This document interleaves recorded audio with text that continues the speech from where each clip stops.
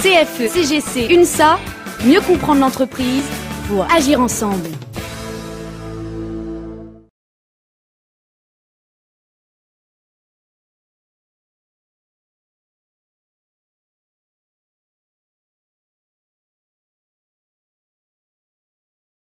Donc deuxième sujet, comme on l'a vu lors de la présentation précédente, Free-Mobile, ça a été le sujet qui nous a particulièrement occupés depuis le début de l'année. Et je vous propose donc de faire un point sur 9 mois après le lancement de ce 4e opérateur mobile. Où en est-on? Donc nous allons commencer par faire un petit rappel de ce qu'était le lancement de cet opérateur. Ensuite, je vous donnerai les chiffres du marché du mobile à mi-2012. Ensuite, nous parlerons des défaillances du régulateur, puisque on s'aperçoit effectivement que ces bouleversements du marché sont dus à de nombreuses défaillances de sa part. L'action qu'a menée la CFE-CGC UNSA. Et enfin, vous aurez, comme d'habitude, le lien vers l'ensemble des sources d'informations qui vous permettront de retrouver la justification de ce qui est dit. Donc lancement de Free-Mobile en janvier 2012, ça a été un lancement caractérisé par une agressivité sans précédent. Donc je suis allée revoir, pour faire cette présentation, les vidéos en ligne que l'on trouve toujours sur la conférence de presse de Xavier Niel. J'étais de nouveau révulsée par le discours de ce PDG qui disait, entre autres choses, les mots qui sont entre guillemets dans cette présentation sont verbatim exact. Les opérateurs vous ont pris pour des pigeons, pour des vaches à lait. C'est à vous de donner une leçon à votre opérateur en venant chez Free ou en lui demandant les mêmes tarifs. À vous maintenant de faire le boulot. Donc sa conférence de presse de lancement était une invitation à l'agressivité de la part de l'ensemble des consommateurs, ce qui n'a pas manqué d'ailleurs de se produire à la fois dans les médias, mais également dans nos points de vente. Bien évidemment, à la CFE-CGC UNSA, ça ne nous a pas laissé indifférents. La conférence de lancement de Xavier Niel était le 10 janvier, et le 18 janvier, nous répondions sur le même ton. Xavier Niel prend-il tous les Français pour ces 3 petits points? Tout le monde avait compris de quoi il s'agissait. Et donc dans ce communiqué, nous avons dénoncé la violence envers les équipes commerciales des opérateurs parce que ça nous paraissait absolument inadmissible d'avoir ce type de comportement. Je veux dire, sur le plan commercial, on fait ce qu'on veut, mais on n'envoie pas les clients insulter les vendeurs. On a fourni d'emblée une analyse détaillée du modèle économique de Free-Mobile pour expliquer pourquoi cet opérateur pouvait se permettre de faire une offre aussi agressive sur le plan commercial. On a commencé dès ce moment-là à mettre en doute la qualité d'analyse qui avait été faite en amont par le régulateur pour permettre la mise en place d'un opérateur dans de telles conditions.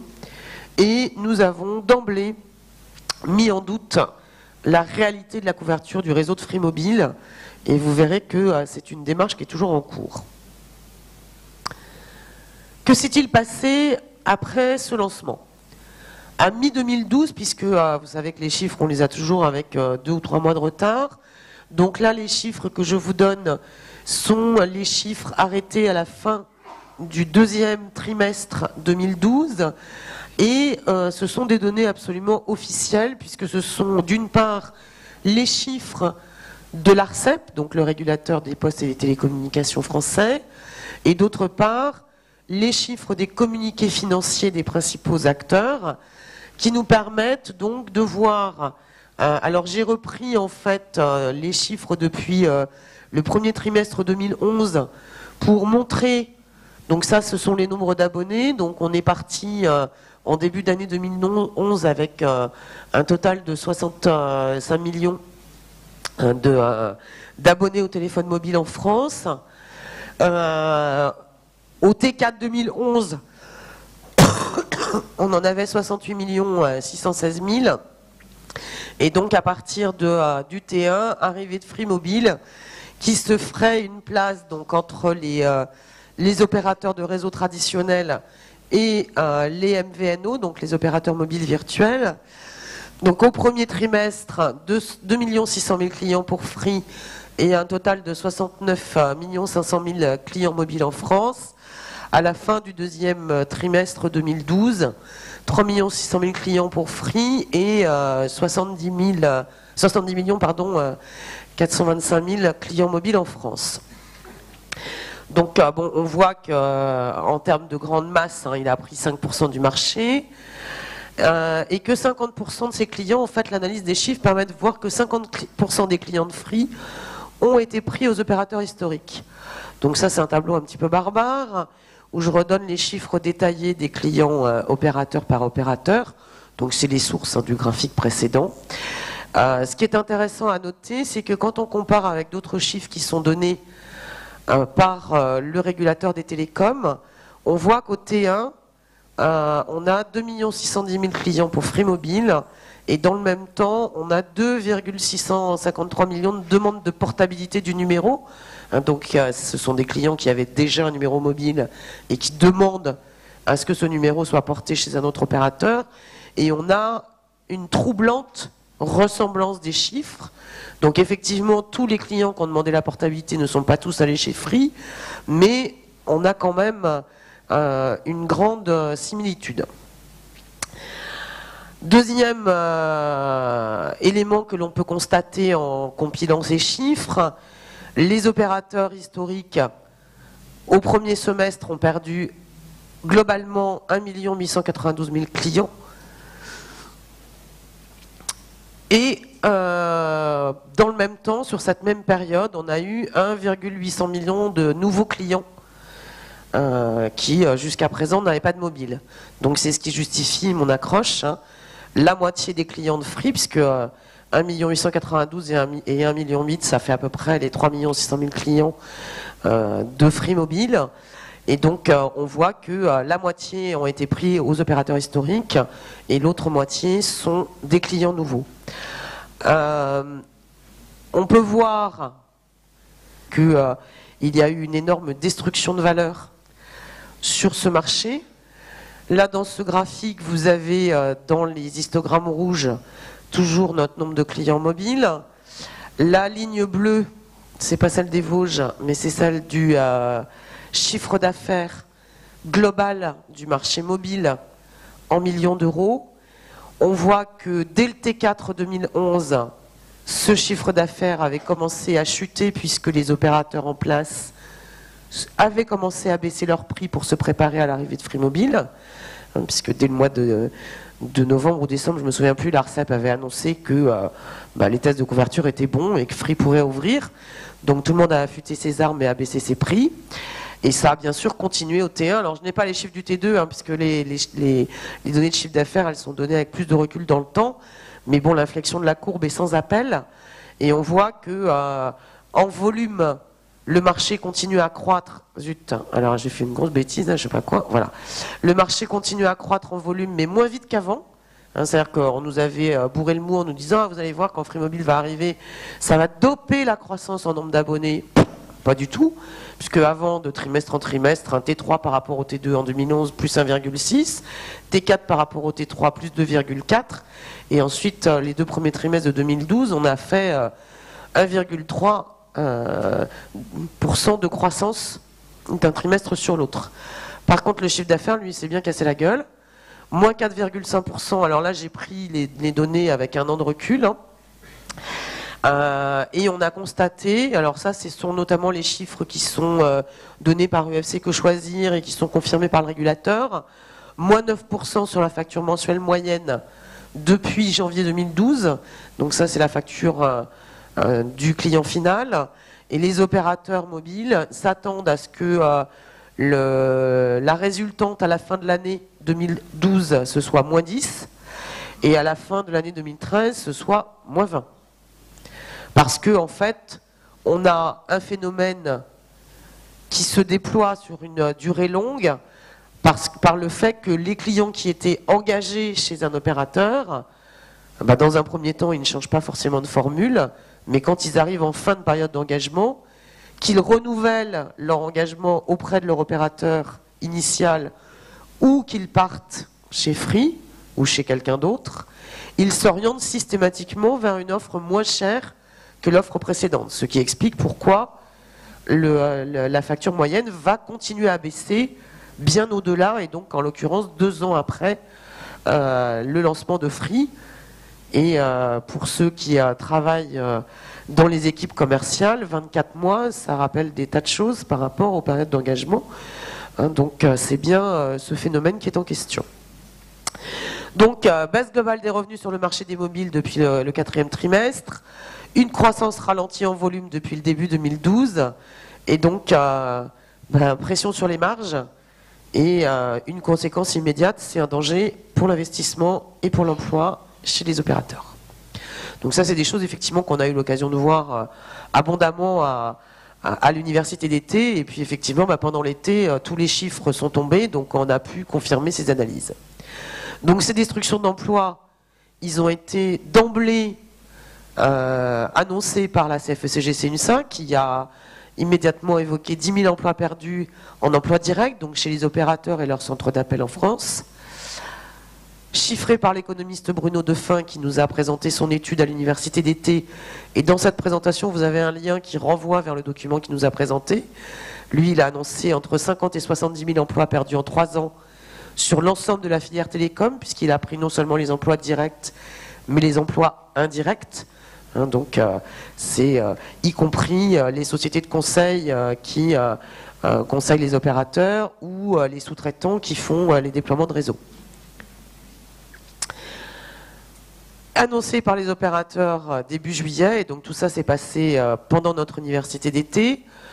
Stéphane Richard, ici même, a annoncé qu'il y aurait une baisse des embauches chez Orange, qu'il n'a pas chiffré, disant très habilement qu'il réservait la primeur de ses annonces aux IRP. Donc on en saura plus dans les semaines qui viennent, mais les perspectives sont assez peu réjouissantes, et on sait d'ores et déjà que la belle époque des 10 000 emplois, 10 000 créations d'emplois chez France Télécom sur 3 ans signés lors du nouveau contrat social, c'est un volet qui se tourne. C'est bien dommage, puisque France Télécom était le seul acteur du marché à réalimenter la croissance en emploi. Tous les autres en détruisaient. Chez Bouygues Télécom, non seulement ils n'en créent plus, mais ils ont annoncé un plan de départ volontaire qui devrait porter sur 556 emplois. Et chez SFR, ça porterait entre 500 et 1000 emplois. Sébastien citait même davantage hier. Bon, il a peut-être eu des sources complémentaires que je n'ai pas vues. Moi, dans les choses que j'ai vues et lues, c'était entre 500 et 1000. Donc, comme je le disais, tout ça pointe dangereusement les défaillances du régulateur, que nous avons été les premiers à dénoncer. Je pense que M. Sinicani nous déteste cordialement. En attendant, nous considérons et nous continuons à considérer qu'un tel comportement est complètement irresponsable. Déjà, dans une situation normale, ça le serait, mais quand en plus on est dans une situation de crise économique telle qu'on la connaît, c'est totalement suicidaire de démarrer le lancement d'un 4e opérateur mobile sans faire aucune analyse de l'impact sur l'emploi avant le lancement de la 4e licence. Ça a été pointé par de nombreux économistes, notamment par Bruno Defin, mais par un autre dont j'ai oublié le nom, mais que vous retrouverez dans nos documents, qui se sont fortement étonnés qu'aucune étude n'ait été faite, et de facto, l'ARCEP n'a fait aucune étude d'impact sur l'emploi. Ensuite, une mauvaise analyse économique du secteur. D'une part, avec les règles que Laurent Benzoni, là encore je vous ai remis le lien vers sa présentation à l'université d'été, nous a démontré. Dans les télécommunications, il y a un optimum économique qui s'obtient avec 3 opérateurs. Pourquoi ? Parce que le modèle économique d'un opérateur qui a un réseau, c'est que pour pouvoir baisser ses prix, il faut qu'il ait un nombre significatif de clients sur son réseau. Et là, ce qu'on appelle le coût marginal du client supplémentaire étant très faible, il peut faire baisser les prix. Donc il faut qu'il ait suffisamment de clients sur son réseau. Et de l'autre côté, effectivement, la pression concurrentielle favorise également la baisse des prix. Mais il faut respecter un équilibre subtil entre ces deux données. Cet équilibre, en France, il est à 3 opérateurs, et c'est pas un mystère, puisque dans tous les pays d'Europe, c'est comme ça. On constate que dans tous les pays où il y avait 4 opérateurs mobiles, eh bien, on a des restructurations qui sont en cours actuellement, et dont certaines sont sous l'œil de la Commission européenne, qui, elle aussi, porte sa part de responsabilité, puisqu'elle a poussé à fond à la concurrence, à la concurrence, à la concurrence. Rien que la concurrence, toute la concurrence, et le reste, on s'en tape. Deuxième mauvaise analyse économique de la part de notre régulateur français, c'est que la situation qui avait justifié une terminaison d'appel dissymétrique en faveur de Bouygues Télécom n'a rien à voir avec celle de Free Mobile.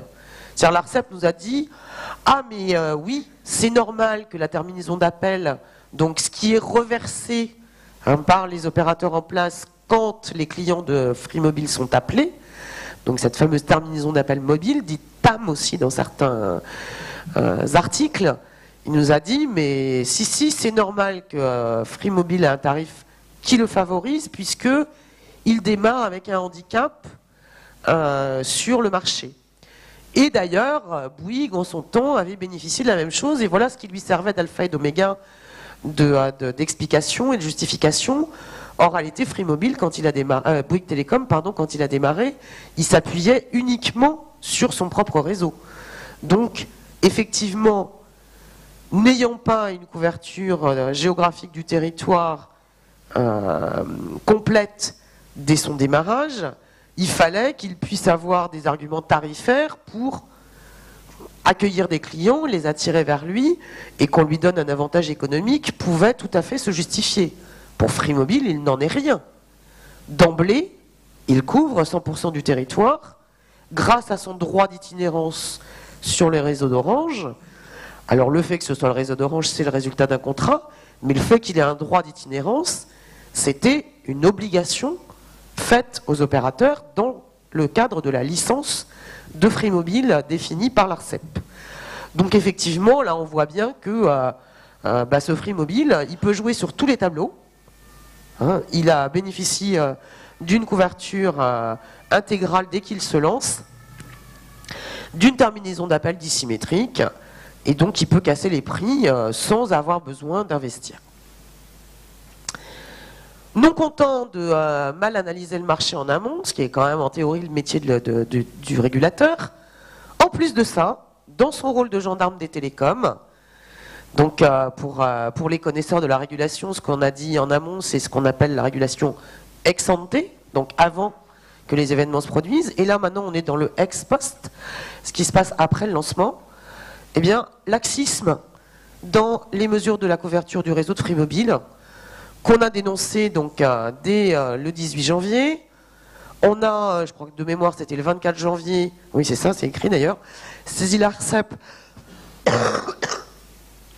d'une demande de sanction de Free Mobile en disant que très certainement la licence n'était pas respectée. La CFE-CGC UNSA a obtenu un rendez-vous le 10 février, donc Jean-Pierre Forbet est parmi nous, je crois qu'il était à ce rendez-vous avec Sébastien. Non, c'était avec Fleur Pellerin que tu étais, toi. Mais en tout cas, bon, le 10 février, non, c'était avec le cabinet IGMA que Sébastien était à l'ARCEP. Et là, ce jour-là, Sébastien demande à M. Silicani d'expliciter les outils qui avaient été utilisés pour prendre la mesure du réseau de Free Mobile.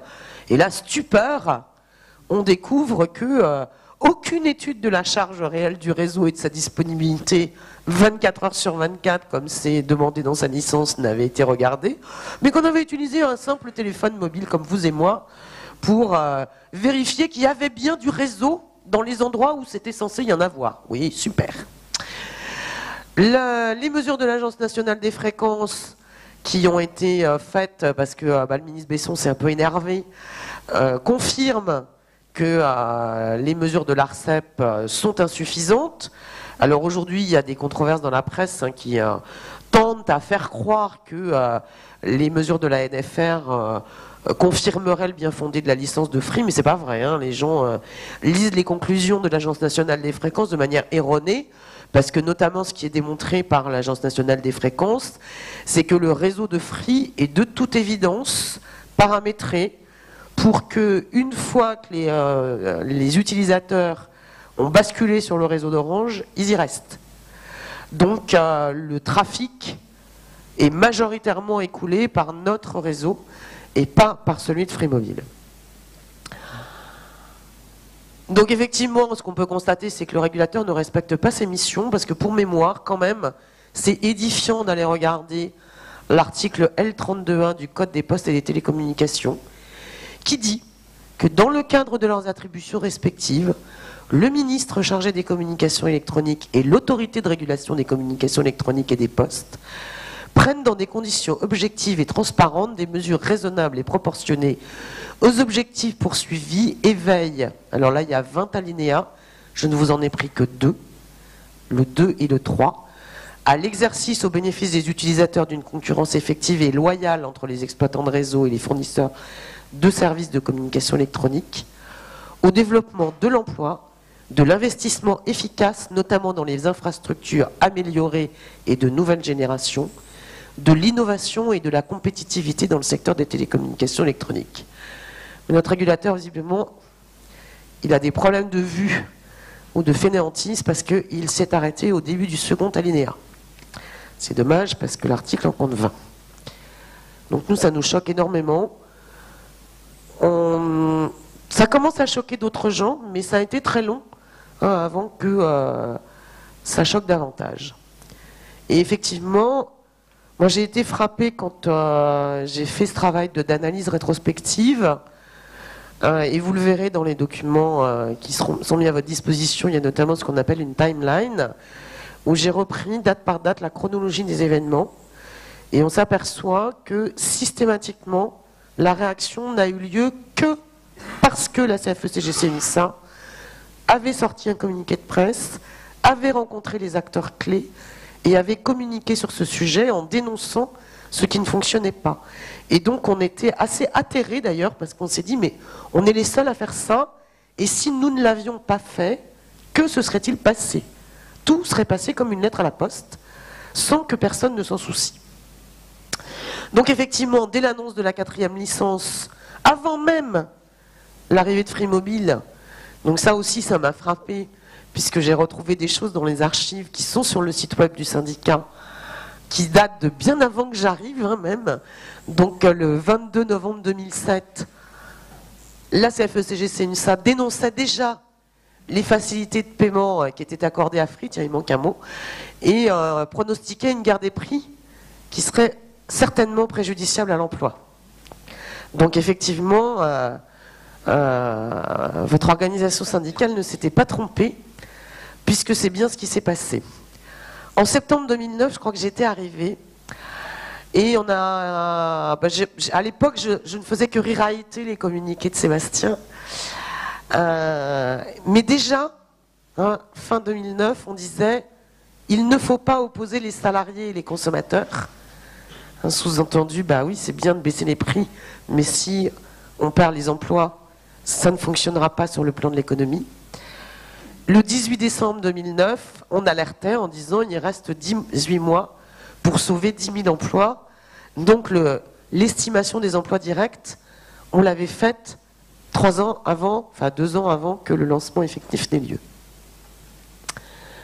Dès le lancement de Free Mobile, c'est ce que je vous ai rappelé tout à l'heure, le 18 janvier, donc on fait un communiqué assez violent qui nous a valu bien des insultes d'ailleurs dans les médias. On était quelques-uns notamment à gérer les réseaux sociaux, les commentaires dans la presse, et on mangeait du top 7 et de temps en temps on sortait nos mouchoirs parce qu'on en prenait plein les dents. Mais enfin bon, on avait la sensation quand même de faire une œuvre citoyenne, donc dans ces cas-là ça porte. Dès ce premier communiqué, on a eu des dizaines d'articles de presse et depuis un débat très nourri qui n'a pas cessé jusqu'à l'université d'été en juillet, qui était centré sur cette question de l'emploi dans la filière des télécoms et où on est abondamment revenu sur ces questions. On ne s'est pas contenté de communiquer parce qu'on n'est pas seulement là pour agiter les mouchoirs, si je puis m'exprimer ainsi. À la CFE-CGC-UNSA, on dit ce qu'on fait, mais on fait ce qu'on dit. Et donc, on a mené une action judiciaire d'une pugnacité que vous devez entre autres à votre président, parce que moi il y avait certains jours quand il me disait bon, que penses-tu de ça? Il m'envoyait les propositions du cabinet IGMA qui nous accompagne dans toutes ces questions réglementaires. Je disais ah, tu crois qu'on continue encore? Oui, oui. Bon, alors je relisais, puis oui, je crois que tu as raison. Et donc il faisait circuler ça à un certain nombre de gens. Je ne faisais que partie des gens consultés, mais j'ai admiré à plusieurs reprises cette pugnacité parce qu'il en fallait. Donc le 24 janvier, on saisit l'ARCEP. Le 2 février, on est obligé de lui confirmer par écrit que la saisine qu'on lui a faite, c'est bien une demande de procédure de sanction contre Free Mobile parce qu'il faisait la sourde oreille. Donc on est obligé de faire une mise au point. Le 10 février, donc l'ARCEP nous reçoit avec les conclusions qu'on a pu en tirer. Le 29 février, on relance en disant mais l'ARCEP est-elle encore une autorité compétente parce que la remise sur le tapis des mesures de réseau n'était toujours pas faite. Le 23 mars, à nouveau, on repart à la bataille et l'ARCEP n'ayant pas daigné remettre en place une nouvelle campagne de mesures, on lui dit bah écoutez, il y a un droit en France qui permet aux parties prenantes concernées d'avoir communication des documents administratifs qui ont été utilisés pour prendre une décision X ou Y. Donc on vous demande la communication d'une liste de documents qui entre autres étaient les tableaux de couverture, les engagements qui avaient été fournis sur la couverture par l'opérateur Free Mobile lui-même, etc. Donc ça a été demandé le 23 mars. Le 8 juin, puisque l'ARCEP ne voulait toujours rien faire, on saisit le Conseil d'État en lui disant on a un vrai problème parce que on constate qu'il y a une carence du régulateur et qu'il n'obtempère pas sur notre demande de refaire des nouvelles mesures sérieuses et le cas échéant de sanctionner l'opérateur Free Mobile qui ne respecte visiblement pas les termes de sa licence. Le 22 juin, comme ce qu'on avait demandé le 23 mars, Free évidemment ne nous le fournissait pas. Donc on saisit la commission d'accès aux documents administratifs, la CADA pour les intimes, pour obtenir les éléments qu'on avait demandés. Le 24 août, la CADA nous donne un avis favorable en disant mais bien sûr, la CFE-CGC-NSA est tout à fait fondée à obtenir ces documents. Donc IGMA, notre cabinet d'avocats, fait un nouveau courrier en lettre recommandée avec avis de réception pour redemander à l'ARCEP ces documents. Et moi, fin août, début septembre, quand j'ai commencé à faire ce travail de compilation, je m'aperçois que si on ne faisait pas de communication publique et qu'on se contentait d'écrire des lettres recommandées à l'ARCEP, il ne se passait rien. Donc la rogne m'a pris et le 18 septembre, j'ai dit à Sébastien, je pense qu'il faut qu'on en remette une couche dans les médias parce que sinon l'ARCEP ne réagira jamais.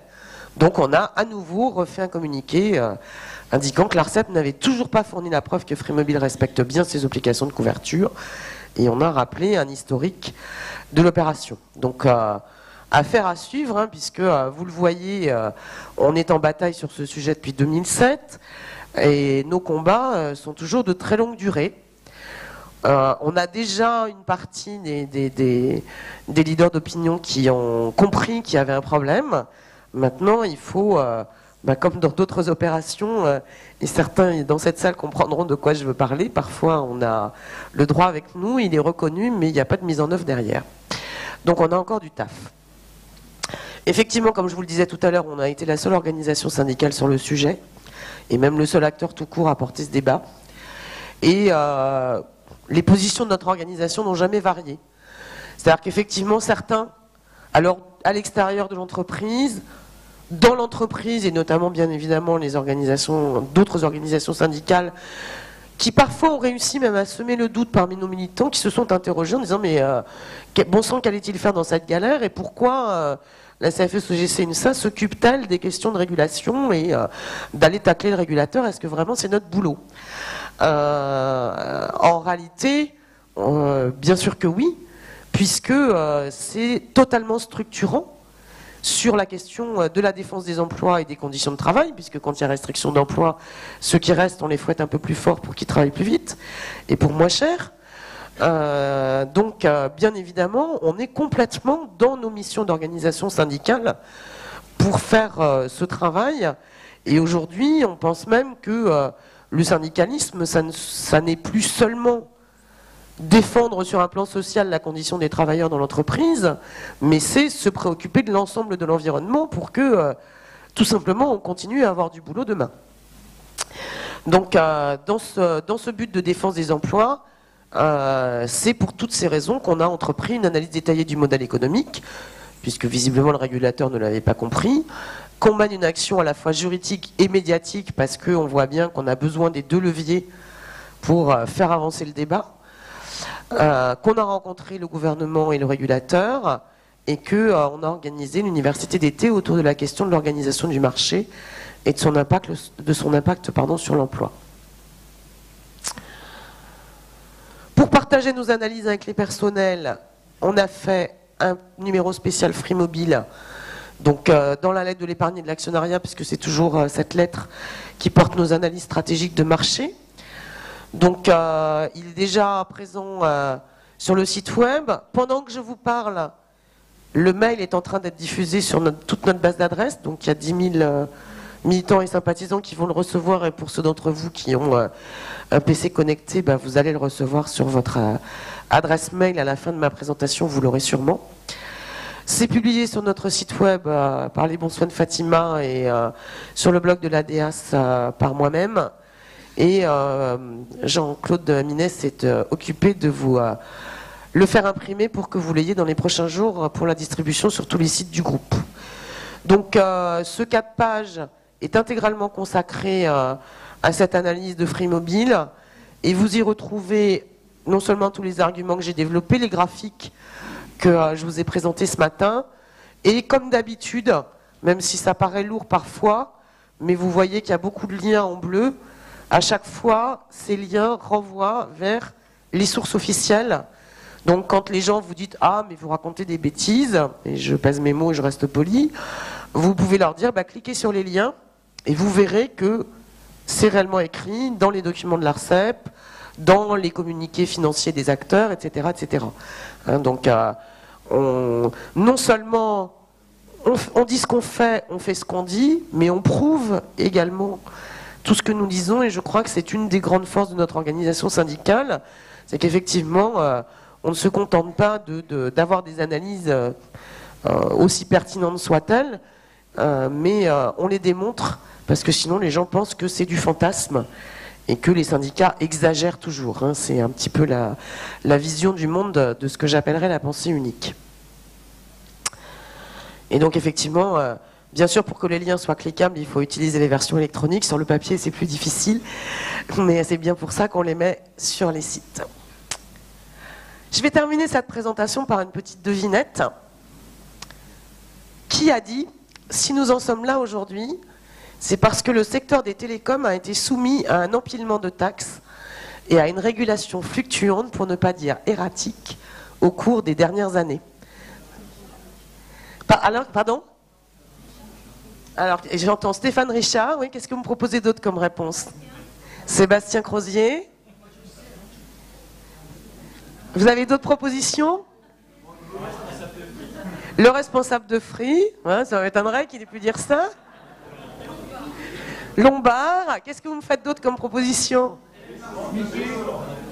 Besson ?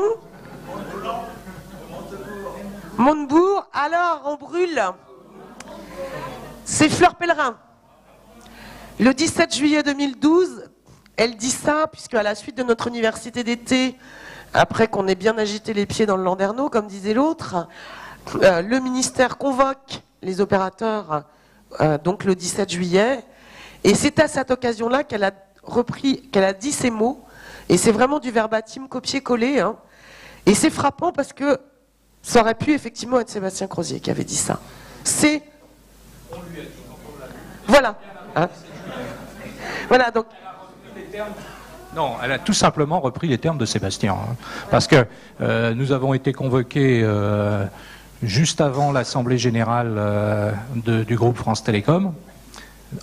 On lui a demandé effectivement d'utiliser le dividende pour faire autre chose que de rembourser la dette de l'État et plutôt de sauver le secteur des télécoms.